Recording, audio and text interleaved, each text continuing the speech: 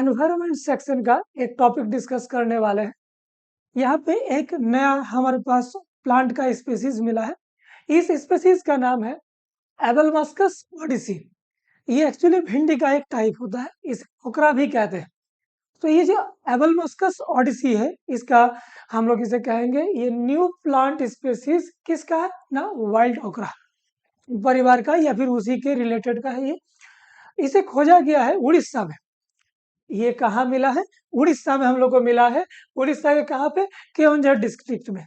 Keonjhar district में उड़ीसा का ये वाइल्ड ओकरा मिला है। इसके बारे में अगर हम लोग डिटेल में देखें तो इसका हाइब्रिडाइजेशन किया जा सकता है। मतलब ये जो हम लोग के पास पेड़ का प्लांट मिला है, अगर इसका हम लोग हाइब्रिडाइजेशन करेंगे तो हमें डिजीज रेजिस्टेंस, हमें कुछ वैरायटी ऑफ प्लांट्स मिलेंगे जिनका हम लोग कल्टीवेशन फील्ड में इस्तेमाल कर सकते हैं। सो ये हाई डिजीज रेजिस्टिव हमारे पास प्लांट क्रिएशन कर सकता है थ्रू हाइब्रिडाइजेशन। और इसके अलावा ये एक पेरिनियल श्रब है। ये जो हमारे पास एबेलमस्कस ओडिसी मिला है, पेरिनियल श्रब है। पेरिनियल का मतलब वो होता है जो सदाबहार होता है, मतलब ये सालों साल निकलेगा। और ये श्रब है, हम लोग जानते हैं श्रब यानी झाड़ी होता है। ये पेड़ से, ट्री से नीचे होता है और हर्ब्स के ऊपर होता है ना। ये जो हमारे पास है एबेलमस्कस, ये लगभग 5 मीटर ऊंचा एक श्रब होता है। और इसका जो पेड़ होता है, इसमें डेंसली स्पीड्स होते हैं। मतलब इसके तना तना जो होता है, स्टेम होता है, उसमें हमारे पास बालनुमा स्ट्रक्चर्स मिलेंगे, साथ में आउटवर्ड प्रोजेक्शंस मिलेंगे। और आउटवर्ड प्रोजेक्शंस जैसे हम लोग देख सकते हैं, ये तना जो है, ये तना के ये जो हम लोग देख पा रहे हैं ब्रांचेस है, और ये इसका हमारे पास एक भिंडी का स्ट्रक्चर है। इसमें छोटे छोटे बाल्स होते हैं, यानी हेयर लाइक प्रोजेक्शंस होते हैं, जो कैसे होते हैं, नॉन स्पाइरल, मतलब घुमावदार नहीं होता, लगभग सीधा सीधा होता है। एंड साथ में it has large and deep yellow flowers. इसके जो फूल होते हैं वो कैसे होते हैं, बड़े होते हैं। एंड साथ में बहुत ही गहरा येलो कलर का फूल होता है। नाउ इसका जो बीज होता है वो कैसा होता है, रेनिफॉर्म होता है, मतलब किडनी नुमा स्ट्रक्चर का होता है। एंड साथ में ये बीज जो होते हैं छोटे होते हैं लेकिन मोटे। एंड साथ में नॉन स्पाइरल ट्राइकोम्स होते हैं। हम लोगों ने अभी देखा ट्राइकोम्स का मतलब क्या था, छोटे छोटे आउटर ग्रोव्स। नॉन स्पाइरल का मतलब क्या होगा, सीधा ही होगा। सो इसका बीज कैसा होता है, किडनी नुमा बीज होता है। साथ में मोटा होता है लेकिन शॉर्ट होता है। एंड स्ट्राइकोम्स जो होता है नॉन स्पाइरल होता है। अब एक तो चीज है बायोलॉजी में, या क्या है, हम लोग एनवायरनमेंट सेक्शन में आता है ना, सीड वायबिलिटी। सीड वायबिलिटी का मतलब क्या होता है, किसी भी बीज के लिए किसी एक सुटेबल कंडीशन में उसका जर्मिनेशन होने का चांसेस क्या होता है। सो ये जो हमारे पास है एबेलमस्कस ओडिसी, इसका सीड वायबिलिटी 95% है। मतलब अगर इसे सुटेबल कंडीशन मिल जाए, सुटेबल एनवायरनमेंट मिल जाए, तो इसका जर्मिनेट होने का चांसेस कितना है, लगभग 95%।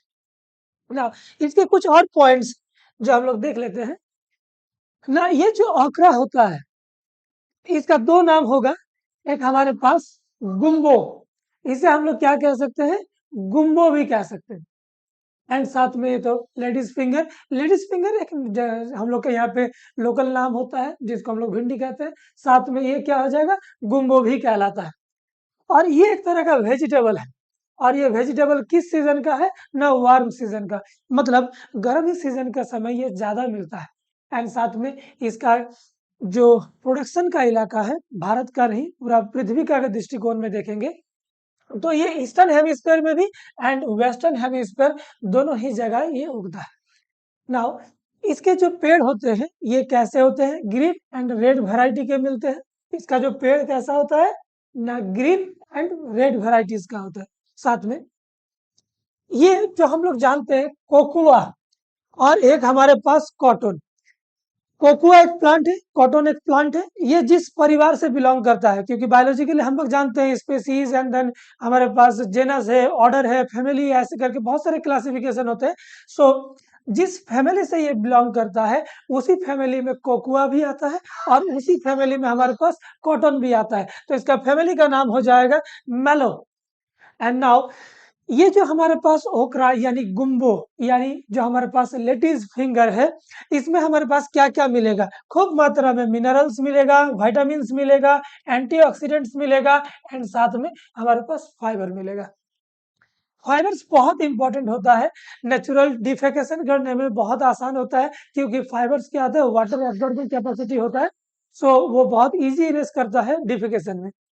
साथ में इसका टेस्ट कैसा होता है, माइल्ड होता है, लेकिन इसका टेक्सचर यूनिक होता है। ओके, एंड नाउ इसका जो इनसाइड जो हम लोग जो देखते हैं, इसका जो मेन हमारा खाने का जगह एडिबल पार्ट होता है, उसमें हमारे पास एक जूस होता है, स्टिकी जूस, चिपचिपा जूस होता है।